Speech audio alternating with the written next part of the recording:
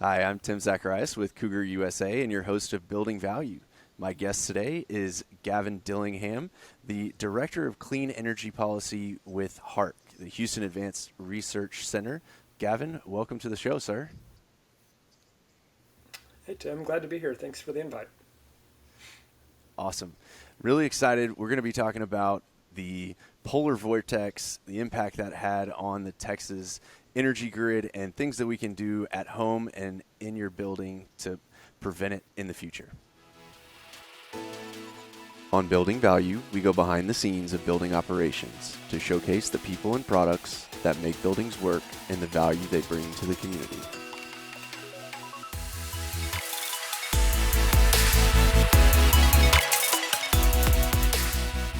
All right, so can you tell me about where you grew up?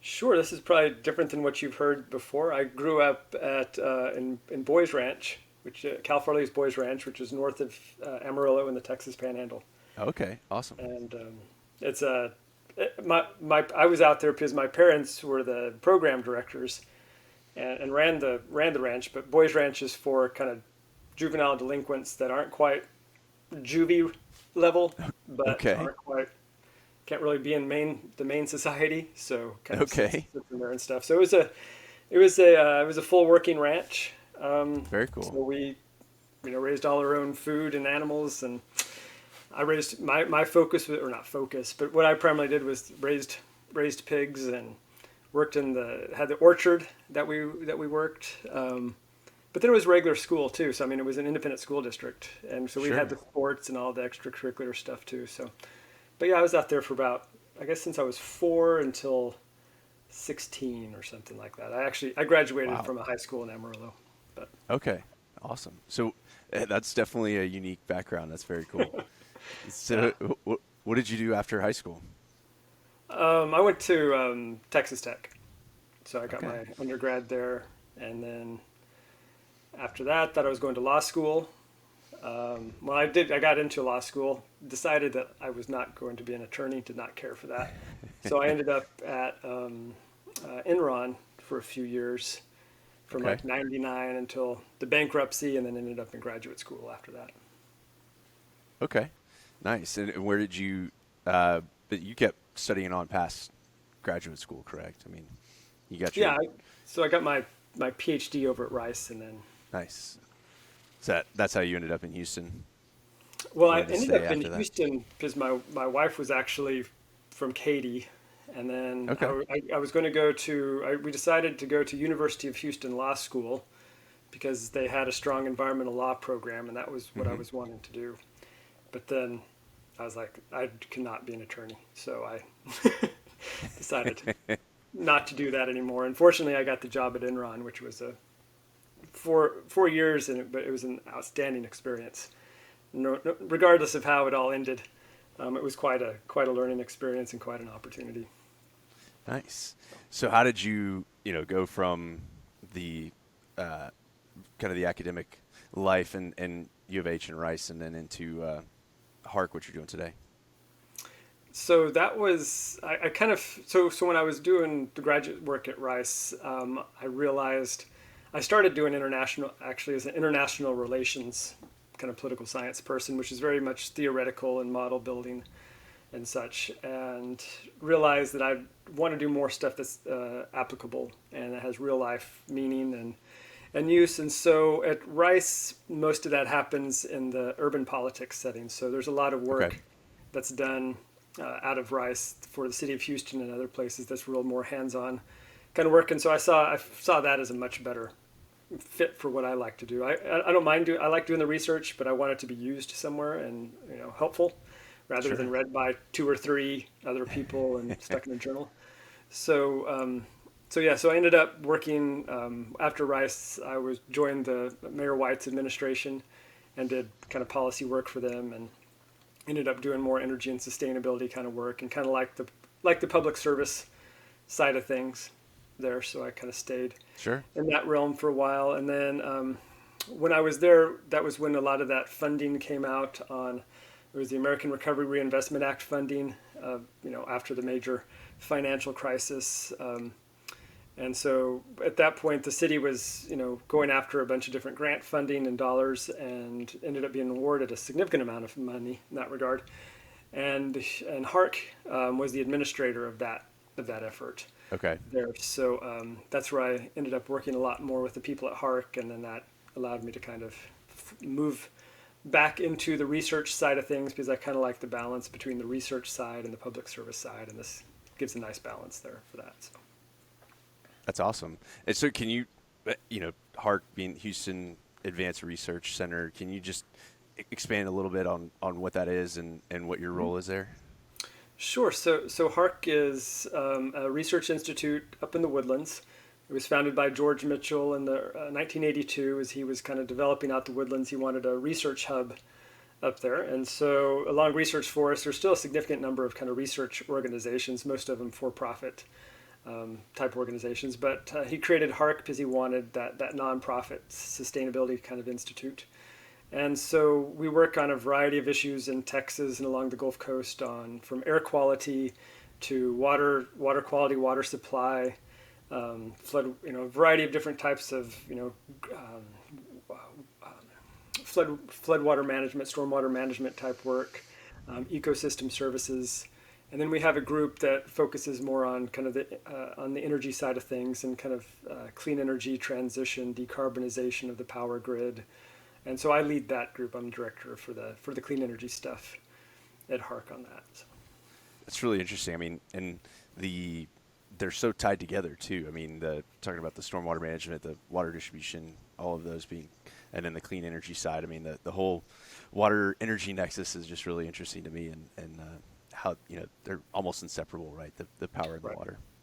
Yeah, we actually have a couple positions at HARC that are water energy climate nexus people. Okay. So yeah, the nexus is very, very important, and we collaborate quite a bit on that. As we learned during Erie, there's a significant connection between water and electricity, and Yes. vice versa. So yeah.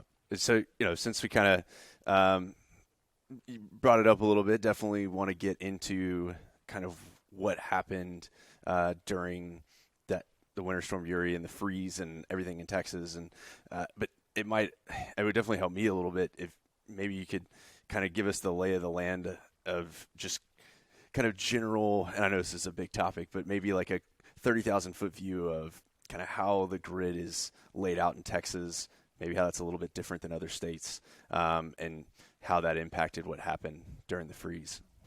sure. So Texas, it's a combination of a couple different grids within Texas. The primary grid is ERCOT, and that's what's within the deregulated market. So you have some smaller pieces around the state. El Paso, for example, kind of parts of East Texas and parts of the Texas Panhandle that are connected to the overall grid. So what's called El Paso is connected to what's called the Western Interconnect, and Texas and such is connected to the Eastern Interconnect. And then ERCOT kind of stands there alone as kind of an island, as kind of the third major grid within the country there. And so ERCOT is largely what's called a deregulated energy market. So essentially, we're across much of the other country, it's a capacity market, which there's additional power generation that's built in order to have kind of capacity available, and these companies are paid to continue to operate to ensure the capacity is there. In ERCOT, we're an energy market, so there's no one getting paid for bringing additional capacity on. It's very much whoever can provide the lowest cost of power at one particular time, or at the time in which they go to market, are the ones that are part of the or that they get bought, and the electricity that's used. The argument for that is that an energy market is a lower cost market than a capacity market, because you're not paying for that additional capacity that's that's kind of sitting on the sideline there.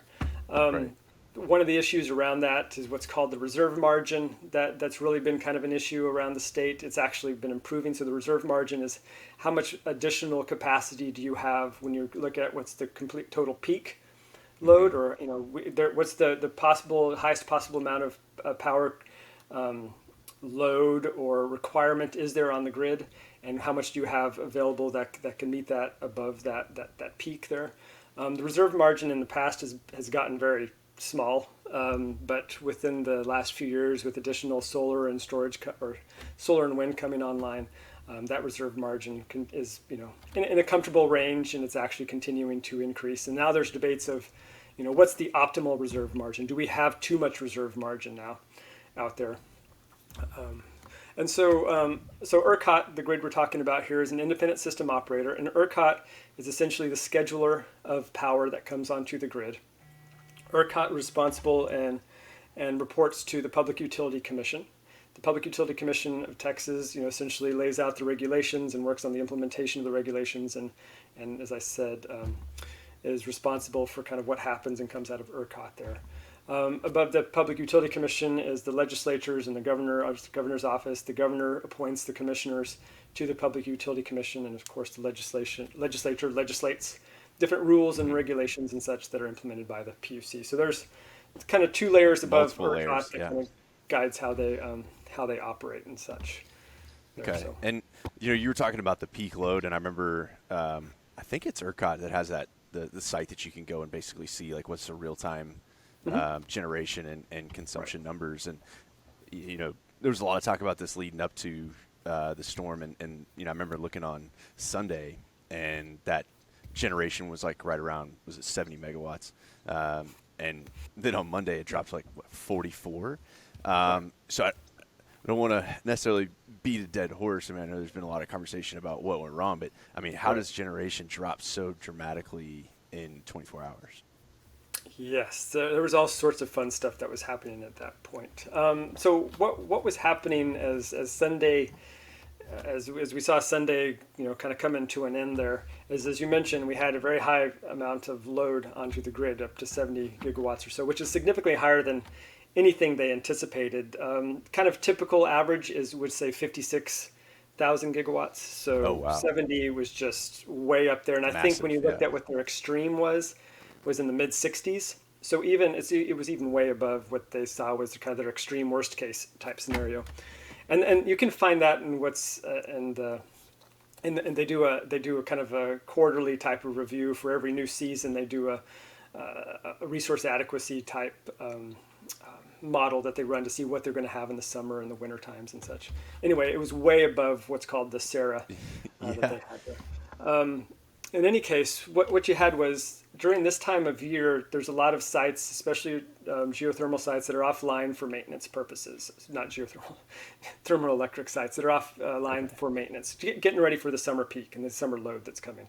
So you had a bunch of natural gas plants that were off. You also had some wind plants that were off, and largely, once again, for maintenance. And I think that was around 14 gigawatts that had been offline just for maintenance purposes. So it was planned maintenance. So ERCOT, as the storm was approaching in the latter part of the week, they were trying to get some of those sites to come online, but it takes quite a bit of time to build back a turbine or to put together essentially a plant in order to get it operating again. So they were only able to get a fraction of that back online. So as that happened, that was already, they put them in kind of a deficit than what they needed. And then as this winter storm came through, you started seeing the wind turbines starting to come offline. You started seeing the natural gas plants come offline. Eventually, one of the station's nuclear plant went offline. Some of the coal plants went offline. And that was largely just due to the freezing temperatures, which was causing problems for the sensors, or was just causing the plants to trigger off just because they weren't winterized appropriately. In some cases, what happened was the plants went down because they didn't have access to natural gas. The actual access to natural gas coming into these plants was either stymied by the natural gas plants or the natural gas facilities not able to deliver because of freezing temperatures, and they weren't able to, the gas just wasn't able to be delivered in that regard. In some cases, on the upstream side, they were having issues with the disposal water that comes out of these wells. They had nowhere else to put this water. And if they have nowhere to put the water and move this disposal water away, then there's no more production that you can do, because you ended up with the overcapacity of that water there.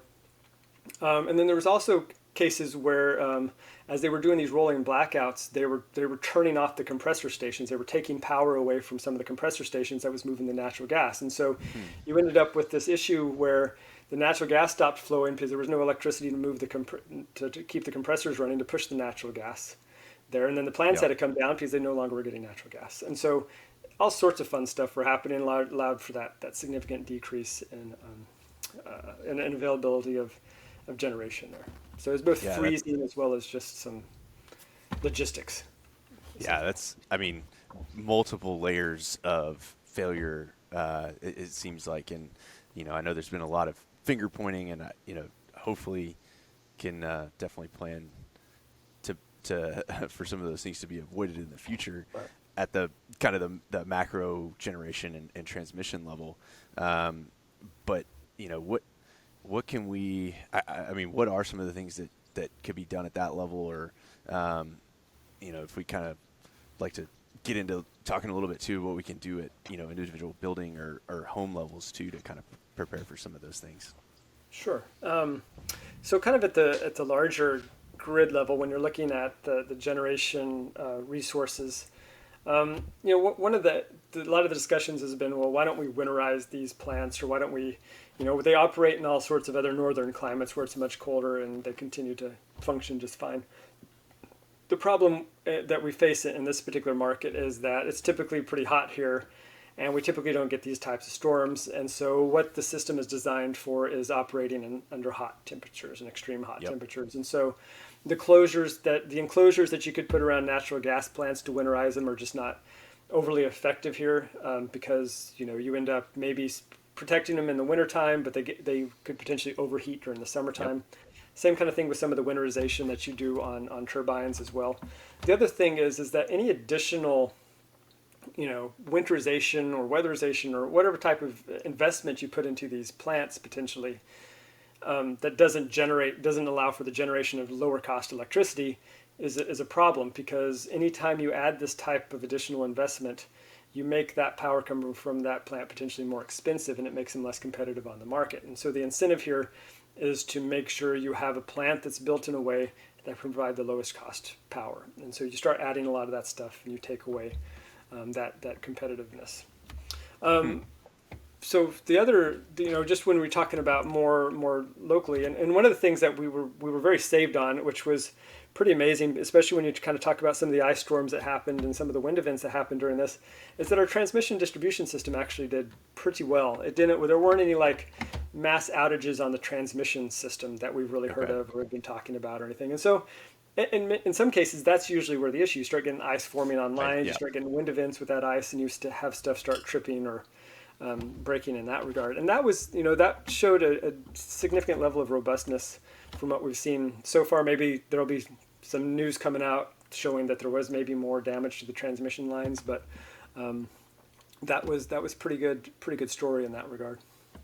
Yeah, we didn't. I don't remember hearing anybody having actual down power lines, or once the power generation was available again, the power would come right back, and so that was a buzz. And I think for the most part, the natural gas distribution to homes and buildings probably too stayed pretty steady, and that was unfortunately, I have an all electric house that was built in the late 60s, so I didn't have any heat, but most people were able to run fireplace or something like that and have some sort of heat in their house from the natural gas. So I agree. I mean, that is a positive point. So are there at that how can you kind of, what would be some ways that you would change the way that the market is set up to maybe incentivize some of that winterization or those capital improvements that won't maybe swing too far the other way and end up with, I mean, our power, we talk with other rep firms across the country, and and you probably know better than me, I mean, our power prices are very low, and I guess for, the reasons that you're talking about, but how do we avoid some of the extreme energy costs that other markets have? Right.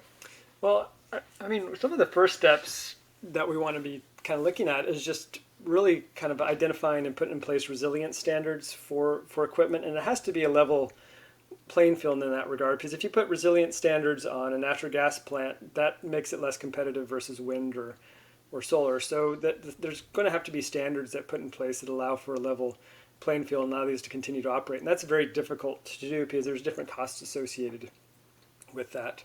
And maybe, and this is really difficult to say for Texas because we just aren't much of a regulatory state, and that's what makes us attractive to a lot of businesses, is the low cost of energy and the lack or lesser regulations than some other states there. So, starting to put in place different types of standards and requirements could, that's going to be a balancing act in that regard as far as what that looks like. But they need to kind of figure out what is that? What does that look like? Some of the other things that we may want to start looking at is, this is going to be expensive to do the winterization and weatherization side of things. And so is there potentially a fee of some sort that sits on, all of us are paying for transmission distribution costs on our electricity bills. Mm-hmm. There's a bunch of different types of fees on there. Some of us, in the Houston area are paying for different bonds to, for Hurricane Harvey recovery type efforts. Many of us don't know that we're paying for those, but we are. And there's also like what's called the energy efficiency cost recovery factor on our bills that pays for energy efficiency work to be done in residences and commercial buildings.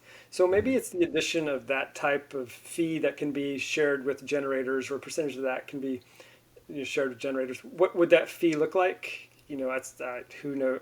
I can't say what that cost would look like, but it's another way just to essentially provide some funding to allow for this winterization and weatherization, or at least to provide maybe an incentive to have that Right. happen there and make those guys maybe a bit more whole. And because the fact of the matter is that the way the market is structured right now, there's no incentive to do it. This was seen once again as a once in a lifetime type of event. When is it going to happen again? How intense will the next one be? There seems to be a pattern in this regard. We've seen, as far as when we look at, a lot of people have referenced the FERC and NERC 2011 reports, and they talk about the patterns of major winter events that have led up to this point. And 2011, of course, has always been one of the key ones.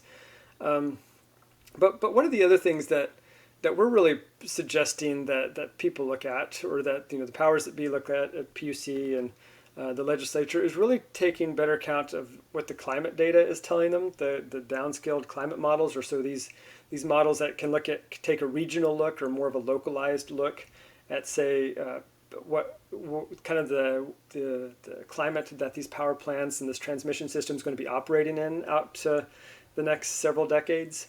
The climate data has already been kind of pointing to trends showing that this is going to happen. These extreme weather events are happening at a more regular basis and a higher intensity. None of the planning that's happening now takes into account climate data. It's all looking at historical weather data out 20 years, and they forecast it ahead 20 years and make the assumption that it's all going to be the same kind of weather pattern. We've just seen, especially in the last few years, that that's not the case anymore, and so we need to improve our planning models and our infrastructure design models to take into account this change in weather. And I think inclusion of climate models in that regard can at least provide some additional clarity and transparency as far as what to expect, and improve the Sure. decision making around some of this. Sure. And does HARC, I mean, y'all have a software system or an algorithm that does that, correct? Or something along those lines? We're working on the software side of. We have the models that do Okay. that, and we're looking at a variety of.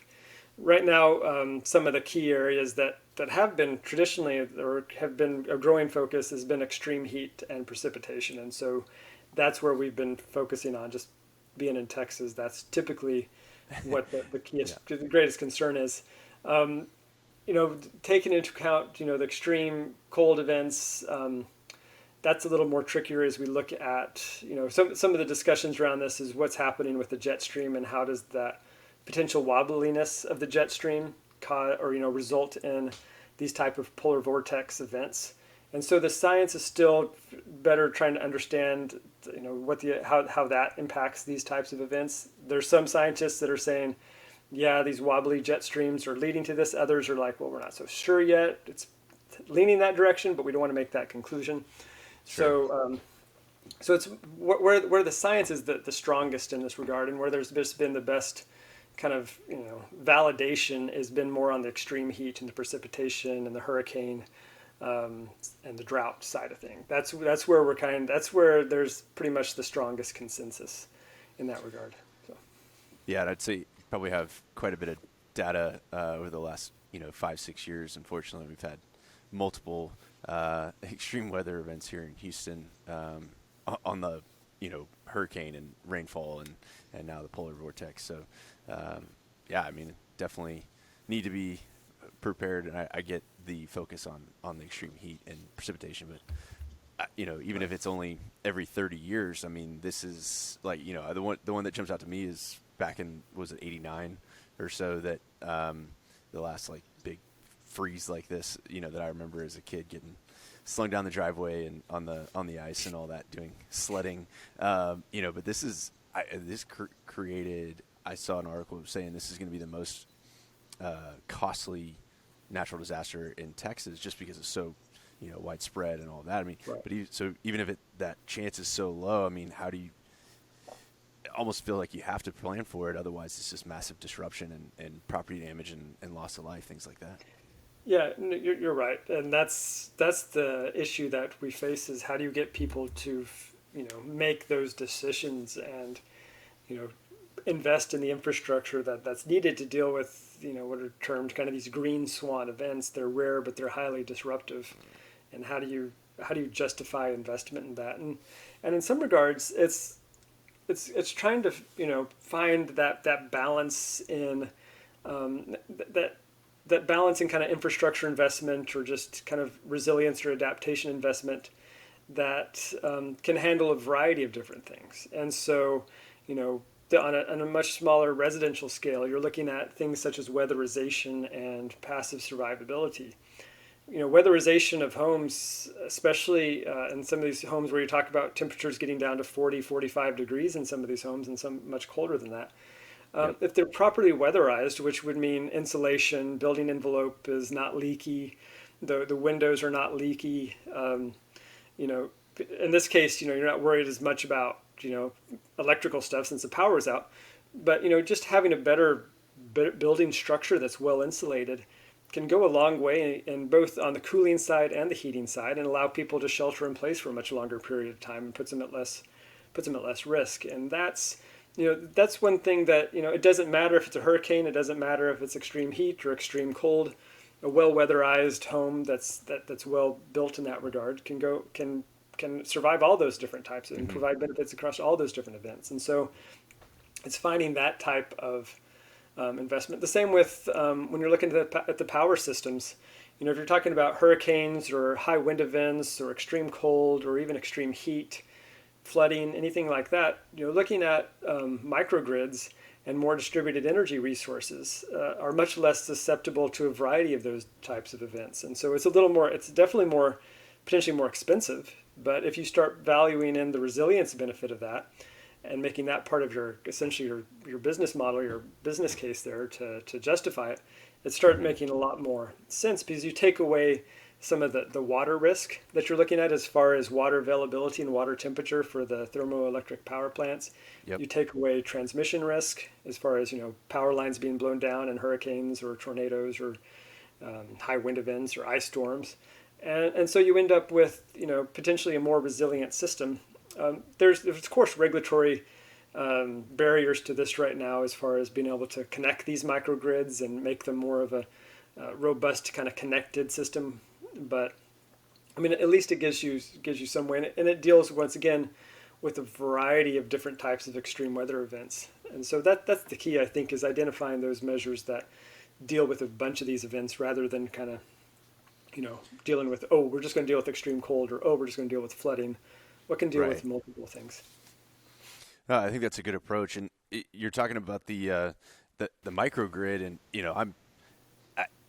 I'm much more in tune with kind of the water side of things, and especially when we're talking about commerciality. So this larger view of the power grid is still, I'm definitely learning as we go here. But I'm curious, what would be like a typical generation site that we have now in terms of production versus like a microgrid?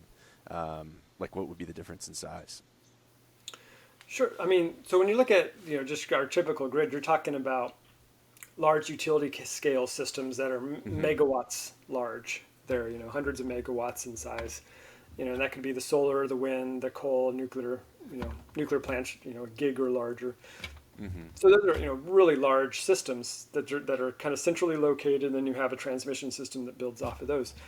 When you have the microgrids, you're talking about a much smaller scale. In some cases, they'll be up, 10, 15, 20 megawatts or so, sometimes a little larger than that, but most of the time you're talking about 5 megawatts or smaller. And when you're talking about residential, you're talking definitely, 5, 10, 15, 20 kilowatts, depending on the size of the house and the demand in that regard. So much smaller systems there.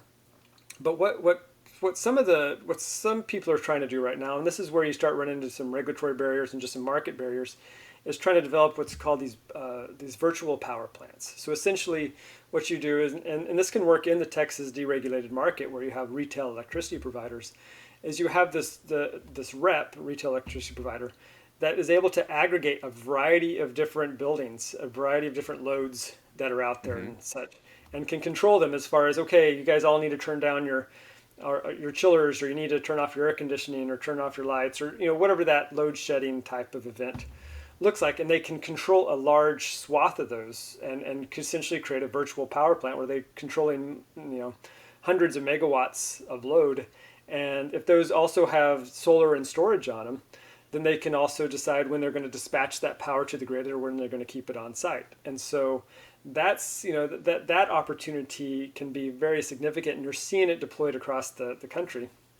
And you would think it would fit very well within kind of the ethos of the Texas model, because it's, it's independence. It's, here I am, I have my own microgrid here, I can control my power. I don't have to be dependent on the government for my power. Here I am, set up. And, I just happen to, be working with this retail electricity provider that also has control of all these other systems. And we decided on a business arrangement to where sometimes I'll shift my load, sometimes I won't, sometimes I'll sell power to the grid, sometimes I won't, but it's a business decision. And so you think that would be like, for Texas, be like, awesome, we have this great system here where I control my energy.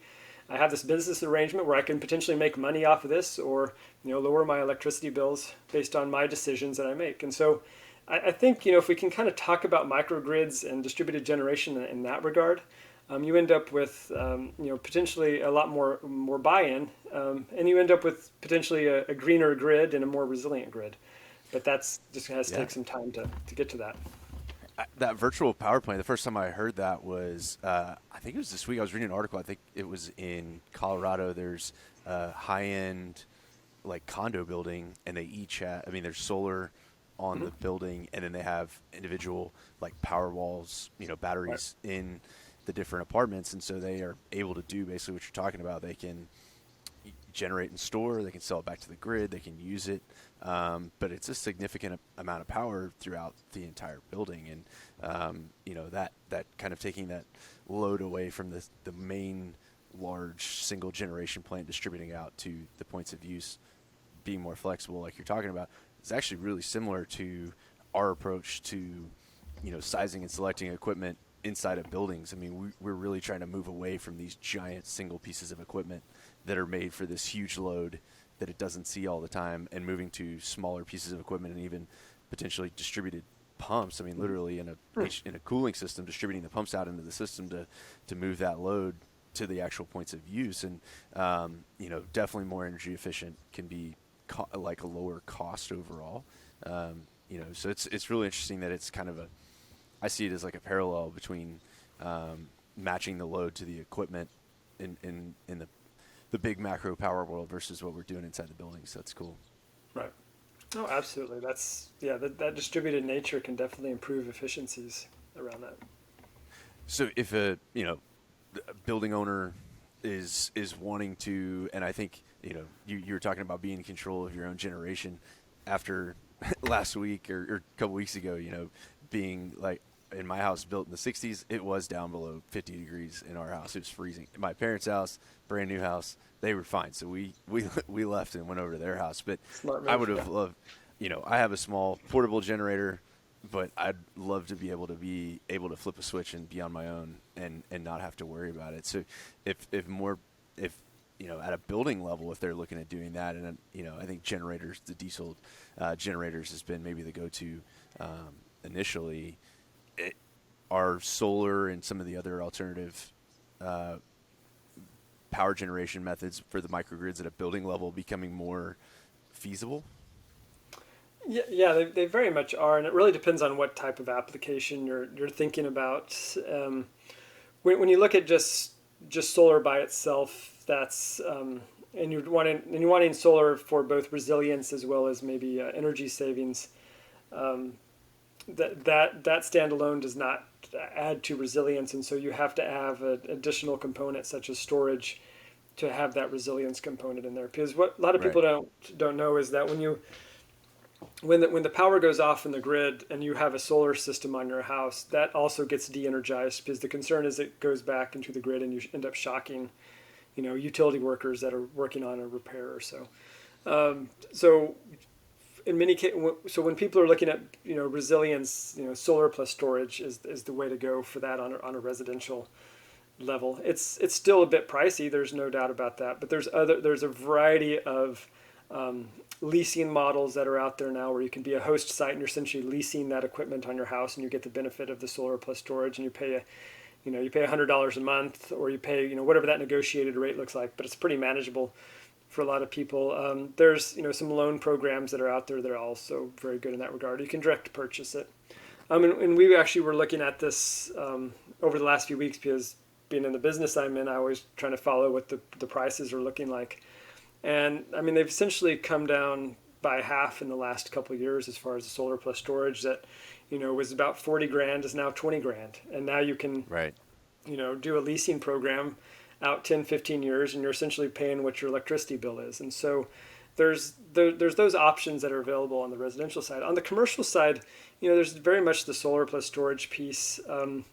What we talk with a lot of people about, especially if it works technically, is looking at cogeneration or combined heat and power along with solar and storage. And so you kind of optimize the sizing of those different pieces to make them most economically viable there. And so for larger applications on the commercial and industrial side of things, a CHP plus solar and storage microgrid could make a lot of sense. You have both emission reduction, so if you're desired for emission reductions and have kind of a environmental social governance type ESG type program, and you Mm-hmm. want to reduce those emissions, you can do that. You add the resilience component because you have those systems on site. And by taking a variety of different systems in place, the solar and storage and CHP, you can complement them fairly well because they all operate at different times and different capacities based on what the need is and such. And so we actually operate a program with the Department of Energy. It's a technical assistance program that helps people understand if combined heat and power and microgrids are a good fit. And we Hmm. provide that as a no-cost service from the Department of Energy there. And we find some really good applications out there Sure. from. We're working with some resorts right now that are very interested in CHP microgrids, hospitals, just commercial buildings Yeah. in general right now as they're looking to replace boilers and chillers and things like that. CHP does a nice job kind of supplementing those or supplanting those. So in any case, that's kind of one of the great or one of the better applications in that regard. Some people will just go solar, which is fine. I mean, as I said, it doesn't hit the resilience side, but it provides a variety of benefits. Sure. The storage piece, it's this thing is that you have to put so much storage on a location that it really becomes cost prohibitive fairly quickly, unless if you try to do too much of that. And so you just have to make sure you're working with an organization that's able to balance that out pretty good and help you kind of optimize what that system size will look like so you're not overbuilding one way or the other. Right. And the, if you were able to, like at my house, I have a three-way manual switch for power, so I can go on the grid, I can turn it off, and then I can feed the generator so that it doesn't backfeed the city. I mean, Right. if you could do that with the solar as well and continue to generate with solar or no? That's really can be difficult because CenterPoint, just if we're talking about Houston here or utilities in general, Mm-hmm. pretty much push back on that pretty hard. Really? From what we've seen is you can get a special inverter. There's some smart inverters. What is called? I want to say it's like Fat Boy or something like that. That allows you to have still have some dedicated lines that go into the building that will cut off from the grid and no longer have to worry about that energizing the grid type issue. Mm-hmm. But most standard that we've seen so far, or that are out there so far, aren't able to. They're not. The interconnecting entity such as Centerpoint does not allow those to still stay energized on the grid. Gotcha. And that's because you're connected backwards to be able to sell the power back, right? If you were to, right. and which is one of the benefits of it, right? If you are wanting to get that income back or whatever it is. I mean, if you take away that piece of it, I guess you could just not tie it back into the grid at all to sell it and keep it essentially self-contained if you wanted to, but it doesn't seem like that's what most people do. Yeah, most people, unless they can completely self-sustain themselves, separate from the grid, have to have some sort of interconnect Sure. to the grid via their smart meter, and that's where the hookup or the hiccup of the hookup happens. Sure. That's interesting. And, talking about the cost, and especially on the commercial side, PACE financing would, I feel like, be a perfect vehicle to do some of those upgrades, get that cost out over the life of the equipment, and make it even more cost effective.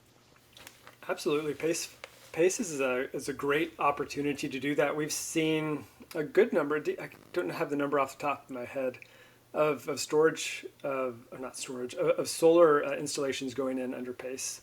Yeah, it's a very good way in which to do that, and you can pay it over the life of the project, and yeah, it's very much it's been underutilized, unfortunately, and I think that's just I would agree. Yeah, it's still kind of to some it's kind of a new funding mechanism that's different than how they traditionally approach things, but it's very much has some opportunities with that, and so in full disclosure, we work quite a bit with the State Energy Conservation Office, Texas ECO, on kind of administering a PACE site that looks at energy and emissions savings, and we also kind of help people create PACE programs around the state and such.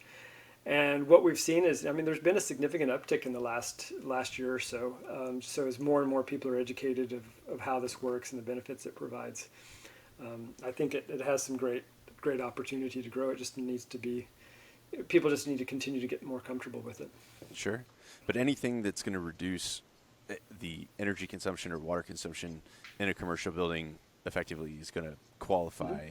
Oh, right. And I get that there's some additional kind of processing and other things that go along with it. So sometimes the larger scale projects, it makes more sense to do it on. But, I think if you're looking at doing the microgrid or combined heat and power plant, then you're going to get into those dollars where it's going to make sense to look at it. Right. Yeah. Oh, absolutely. Yep.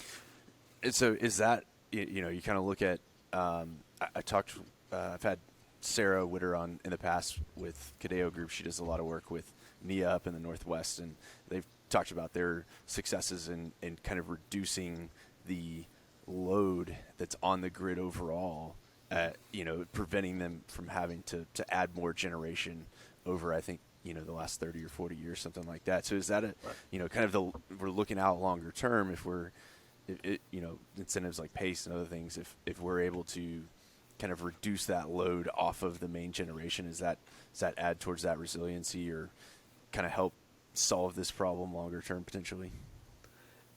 Yeah, absolutely. Or get us out of one of these where we don't, that reserve that you were talking about, maybe help build up that a little bit, things like that.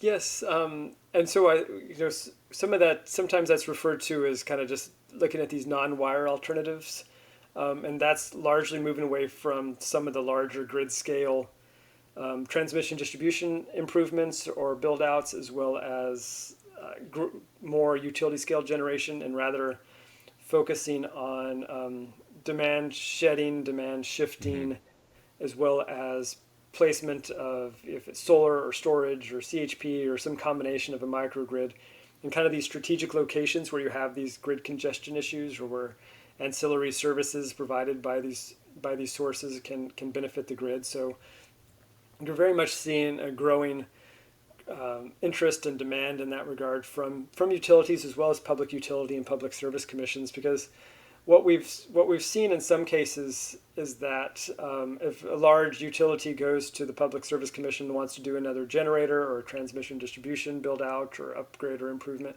some of the concerns on that is just, especially up in the Northeast where you were talking, are just stranded costs. Is there going to be enough demand in the future to justify building that large system out there? And so rather than doing that, they start looking for, as I was saying, the non-wire alternatives. So these smaller generation resources or improvements that can support the grid and provide the reliability and resilience, but is much less of a cost to the ratepayer. And that's always the justification is, what does the ratepayer have to bear in that regard? And if they do build this out, the larger system out, does the ratepayer get the full benefit of that, or is it a stranded cost? Yep. So if, there are people that would like to kind of reach out for you for more information or, just would like some help, planning out their site like you were talking about or want more information on PACE, what's a good way to get in touch with you and in what ways could you help them out? Yeah, absolutely. Our website is a great way to kind of just figure out what all the different stuff that we do at HARC, as well as it has all of our contact information based on your interest there. My email is pretty easy. It's just gdillingham@harcresearch.org. Always feel free for people to reach out in that regard. I'm pretty active on LinkedIn, so if you want to link in to me on LinkedIn, that's wonderful to have as well. And as I said, we do a lot of work with the Department of Energy, building decision tools and doing technical assistance. And this is all no-cost services provided through the federal government that we administer. And so very much here to help with microgrids and microgrid with combined heat and power type investments or installations. Or in many cases, it's just people interested. They're doing some long-term planning, or they're building a new building or doing a major renovation. And they're just trying to see what their options are, and we can help them kind of work through some of those options there on the power generation side of that. So very much open to do that. And we have the Texas Clean Energy Hub that we recently rolled out that has a variety of different kind of decision tools on solar and energy efficiency and solar plus storage, as well as just how to do a project, how to build a business case for energy efficiency. Kind of different models and decision tools walk people through that. Awesome. That's great. Any, final thoughts on what happened during this polar vortex, or any words of advice for homeowners or building operators out there? Yeah, be prepared. I think the extreme weather is it's here and it's coming, and these once in a generation events aren't once in a generation anymore. So be ready for dealing with that kind of stuff and take the steps that are needed. And there's resources out there to make it happen. So just feel free to reach out. Awesome. Well, Gavin, I really enjoyed having you on the show today. I learned a lot. This was definitely kind of a new world for me, stepping out of the water into the power a little bit, but really interesting stuff, and I like the whole microgrid approach and idea, and hopefully we see more of that in the future. So again, I appreciate you coming on the show, and hope to talk to you more soon. Absolutely, Tim. It was great talking with you. Thank you for the invite. Appreciate it. Yes, sir. Yeah, and I want to also thank everyone for watching or listening to this episode of Building Value, and we hope to see you on the next one.